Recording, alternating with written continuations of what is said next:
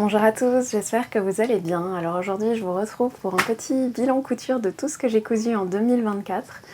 C'est vrai qu'en ce moment j'ai une petite panne de motivation et d'inspiration par rapport à la couture et donc j'ai regardé beaucoup de vidéos d'autres personnes qui ont fait également ce genre de vidéos. Et ça m'a beaucoup inspirée et ça m'a pas mal aidé à retrouver la motivation et l'envie de coudre.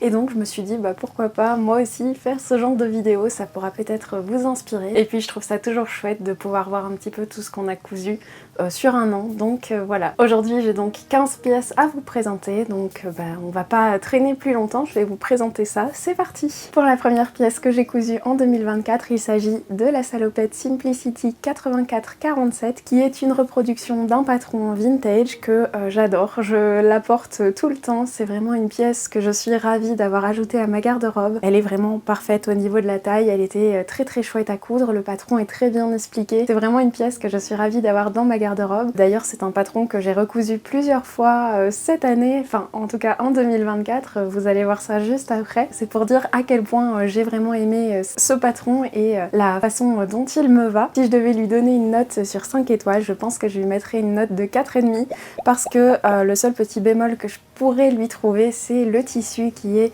un tissu synthétique que j'avais acheté chez Dries&Stoffen, un peu façon lainage. Alors je l'aime vraiment beaucoup, je le trouve très beau, mais c'est vrai qu'il gratte un tout petit peu. Bon, à force d'avoir été lavé, il s'est quand même adouci, donc c'est à chaque fois de plus en plus agréable de le porter. Mais voilà, si je devais lui enlever un demi-point, ce serait pour ça. Pour le reste, sinon c'est vraiment une pièce que je suis ravie d'avoir dans ma garde-robe et que je vais porter encore pendant très longtemps. Pour la deuxième pièce que j'ai cousue, il s'agit de la blouse Nina de Atelier Berny. C'est une blouse type bohème pirate que j'adore, c'est exactement le genre de blouse que je recherchais et je ne suis jamais déçue avec les patrons d'Atelier Berny. À chaque fois, voilà, tout est bien expliqué, les finitions sont belles, c'est vraiment toujours des chouettes projets à coudre et je suis vraiment ravie.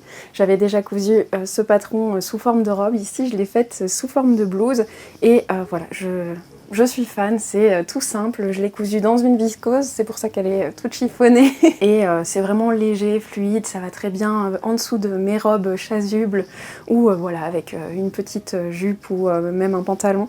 Le seul petit bémol que je pourrais lui trouver, c'est que je l'ai fait peut-être un peu trop court, un peu trop crop top. Je pense que à refaire, je la ferai quelques centimètres plus longue, mais sinon dans l'ensemble, c'est vraiment une blouse que j'adore et pour ça, je lui mettrai une note de 4,5 aussi.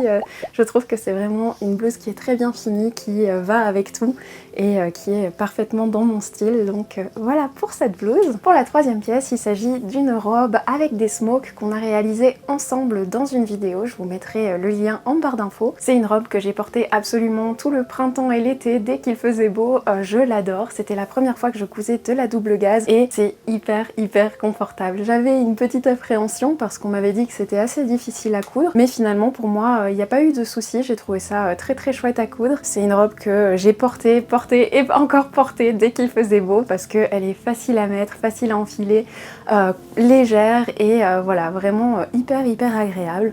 Si je devais la noter toujours sur 5 étoiles, je pense par contre que je lui mettrais 3,5 parce que j'ai des rectifications à faire.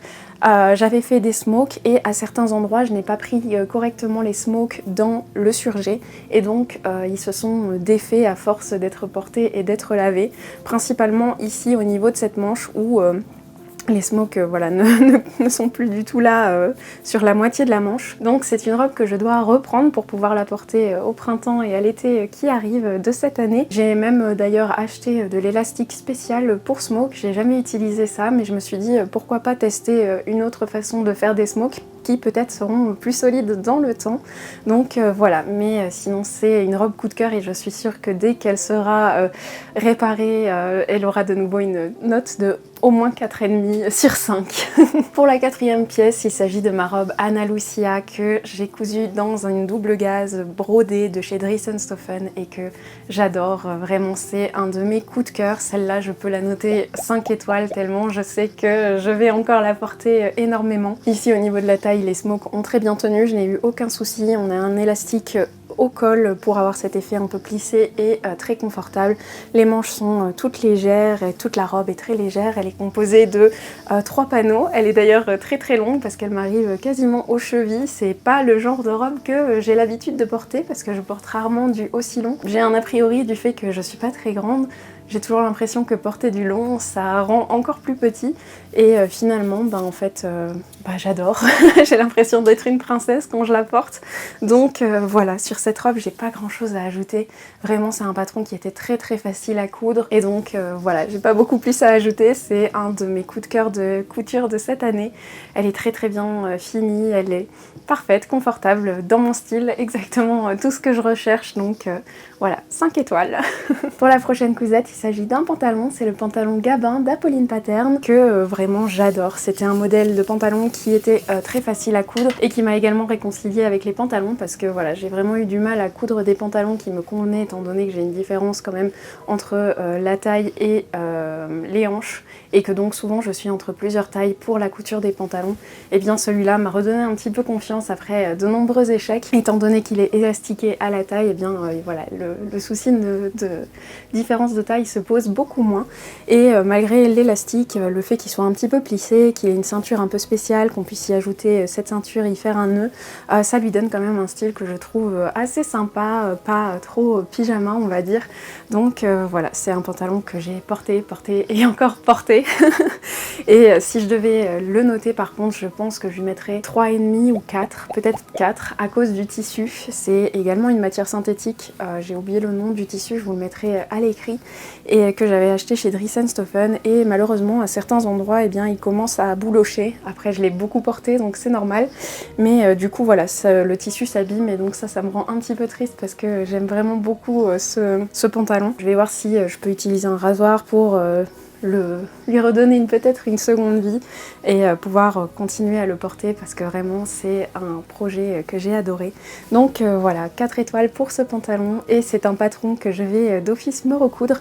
J'aimerais beaucoup faire une version en lin un peu plus évasée dans le bas, ça me plairait vraiment beaucoup. Je pense que pour le printemps ça pourrait être très chouette. Pour ce projet-ci, il s'agit d'un pyjama que j'ai cousu dans un tissu que j'avais chiné chez Emmaüs. C'était un ancien drap Vichy bleu que je trouvais vraiment trop mignon et je me suis dit quoi de mieux que en faire un pyjama. J'y ai ajouté un petit volant dans le bas. Sur le short il y a également des volants dans le bas qui là ne sont pas en dentelle blanche mais sont dans le même tissu et vraiment je l'adore, il est hyper mignon. C'est vraiment le petit pyjama cottage que j'adore par excellence. Très confortable, enfin voilà, j'ai rien à ajouter de plus sur ce pyjama. J'ai cousu le short avec le patron du pyjama Caroline de Closet Core Pattern et j'avais acheté un pyjama sur Makerist quand il faisait des ventes à 2 € et là du coup le haut vient de chez Muna Pattern et voilà, je pense que je peux lui donner un 5 étoiles parce que vraiment il est très chouette, très bien fini. Oui, j'en suis vraiment très satisfaite et c'est un pyjama très mignon, parfait pour quand il fait bien chaud, donc voilà. Ensuite cette année j'ai également cousu ce corset que je trouve absolument magnifique. Il est réversible et il vient de chez Boudoir Français. J'ai utilisé une toile de Jouy pour une face et une suédine noire pour l'autre parce que je voulais quand même quelque chose qui aille bien ensemble et vraiment je le trouve très beau. Je suis vraiment fière d'avoir cette pièce dans ma garde-robe. Il a par contre quand même quelques petits défauts. J'ai utilisé des matières qui n'étaient peut-être pas les plus adaptées à coudre ensemble pour quelque chose de réversible et puis surtout j'ai encore des techniques à apprendre et à mieux maîtriser, donc à certains endroits on peut voir un petit peu l'autre face qui dépasse, donc voilà, ça enlève un petit peu le côté parfaitement réversible, mais comme les tissus vont bien ensemble, je pense que c'est pas trop gênant. Mais du coup voilà, si je devais le noter, je pense que je lui mettrais une note de 3,5 sur 5, étant donné que voilà, il y a ces petits bémols au niveau du col et au niveau ici de la couture dans le bas. Et aussi parce que ce n'est pas une pièce qui est facile à enfiler. Le fait d'avoir les ouvertures sur le côté, je trouve ça très beau, ça donne vraiment un autre style au corset parce que moi j'ai toujours fait des corsets ouverts sur le devant et mais par contre voilà, c'est un peu compliqué quand je dois l'enfiler, c'est toute une gymnastique, donc c'est pour ça que je lui lève aussi des étoiles. C'est très beau mais c'est un peu compliqué à mettre, mais voilà, c'est quand même une très belle pièce et elle m'a appris beaucoup de choses quand je l'ai cousue, donc ça que du bonus, donc c'est très très bien. Ensuite, un de mes coups de cœur couture de cette année, c'est la robe Norma de la créatrice dont je ne vous prononce jamais le nom parce que je sais que je vais l'écorcher, que j'avais cousu dans un lin viscose fleuri de chez Dries & Stoffen. C'est une robe un peu type Milkmaid que j'adore, elle est hyper confortable. Il y a un élastique ici à l'encolure qui rend ça très confortable, il y a 3 élastiques dans le dos qui font un effet smoke mais qui permettent voilà, de l'enfiler facilement, il n'y a pas de fermeture éclair et ça s'adapte aussi à notre morphologie tout au long de la journée, donc c'est vraiment une robe que j'adore, je l'ai portée énormément cet été et je sais que je vais la porter encore en 2025 parce que je l'adore. C'est un patron qui a plusieurs possibilités, c'est ce que j'aime aussi avec cette créatrice, c'est qu'on peut faire vraiment différentes choses avec un seul patron. On peut avoir la partie uniquement buste, la partie jupe, on peut faire une robe comme j'ai faite avec un panneau et un petit volant dans le bas, mais on peut également avoir 3 panneaux avec différents volants. Il y a un chouette détail sur le volant avec un autre petit volant par-dessus que je trouve vraiment ravissant. Si vous voulez des patrons qui sont assez accessibles aux débutants, qui sont faciles à coudre, qui sont souvent assez confortables, parce que je pense qu'elle aime bien aussi les vêtements confortables qui s'adaptent à la morphologie qu'on peut avoir tout au long d'une journée, eh bien je vous conseille vraiment tous ces patrons. Je crois que j'ai pas tous ces patrons, j'ai pas encore acheté tous ces patrons, mais je crois que j'ai au moins la moitié de ces patrons dans ma patronthèque, tellement j'aime ce qu'elle fait. Donc voilà, si vous comprenez l'anglais et que vous cherchez une valeur sûre, je ne peux que vous recommander cette créatrice. Et donc vous vous en doutez, pour cette robe, c'est 5 étoiles, je l'adore, elle est parfaite. Ensuite, dans une optique de terminer mes chutes de tissu, et bien dans le même tissu, j'ai cousu ce petit top Rita de Atelier Bernie. Je l'avais déjà cousu plusieurs fois en version robe et donc je me suis dit que ça pouvait être chouette de me coudre une version top pour utiliser toutes mes chutes. Il est parfaitement doublé avec un coton blanc à l'intérieur. Je suis très très fière de cette cousette parce qu'il est très très bien fini et que je trouve très joli, ça va avec tout, étant donné qu'il y a plusieurs couleurs sur le dessus, et bien ça peut aller avec des jupes de n'importe quelle couleur, donc c'est vraiment très très chouette. Si je devais lui mettre une note, ce serait une note de 4,5 étant donné que je ne sais pas pourquoi ce modèle là était un peu trop grand alors que je l'ai déjà cousu plusieurs fois, que j'ai repris exactement le même patron, la même taille, mais quand je l'ai cousu ici, est-ce que j'ai moins bien coupé mes marges de couture, que sais-je, mais du coup j'ai dû faire un petit point à l'intérieur pour voilà, l'adapter à ma taille et donc ça fait que la finition est pas parfaite, mais malgré tout c'est quand même une très belle pièce et 4,5 lui convient très très bien. Ensuite, toujours dans cette optique de terminer mes chutes, j'ai voulu coudre les chutes de la Suédine du corset de Boudoir Français et cette fois j'ai réalisé une sorte de veste gilet grâce au patron Burda 84-48. C'est normalement une robe et j'ai réutilisé la partie buste pour réaliser ce petit gilet. Je m'étais inspirée d'une marque de vêtements un peu style cottagecore et voilà, je le trouve vraiment très très joli. Alors il est pas parfaitement fini parce que j'ai encore parfois du mal à bien faire mes angles quand il s'agit d'un col carré, donc voilà, ça c'est son petit défaut. Et la Suédine, c'est un tissu qui ne marque pas bien au fer, donc parfois pour avoir des beaux détails, des belles finitions, c'est parfois un petit peu plus compliqué je trouve avec les tissus qui ne marquent pas bien au fer, mais voilà, j'en suis quand même très contente. Et si je devais le noter, je pense que je lui mettrais une note de 4 étoiles parce que voilà, c'est une pièce que je suis très contente d'avoir dans ma garde-robe. J'aimerais juste avoir plus de chemises, vestes, robes à porter en dessous. Je serais encore plus contente si j'avais plus de pièces à porter avec, mais sinon voilà, je suis très contente de cette pièce. Un autre de mes coups de cœur de 2024, il s'agit de la robe Elena, toujours de la même créatrice, que j'ai cousue dans un lin viscose rouge foncé et que j'adore. Je l'ai portée à Noël, bref, c'est vraiment une robe que j'adore. Elle est hyper confortable, elle a un style juste romantique comme j'aime, avec son petit volant. J'adore le fait qu'elle ait des manches 3/4 un peu bouffantes comme ça, je pense qu'on dit des manches paysannes, je pense que c'est les manches que je préfère. Et voilà, elle est vraiment magnifique. J'ai dû resserrer un tout petit peu l'élastique ici, mais sinon c'était la seule chose que j'ai eu à refaire sur cette robe. Et j'avais dû faire des modifications parce que j'avais pas assez de tissu. Normalement la partie jupe de la robe a encore plus de volume étant donné qu'il y a un panneau en plus de chaque côté. Moi j'avais dû faire quelques modifications parce que j'avais pas assez de tissu, mais voilà, je la trouve quand même magnifique et c'est un de mes coups de cœur. Vraiment, quand je vous dis que j'adore tout ce que fait cette créatrice, pardon, eh bien je ne mens pas. c'est vrai.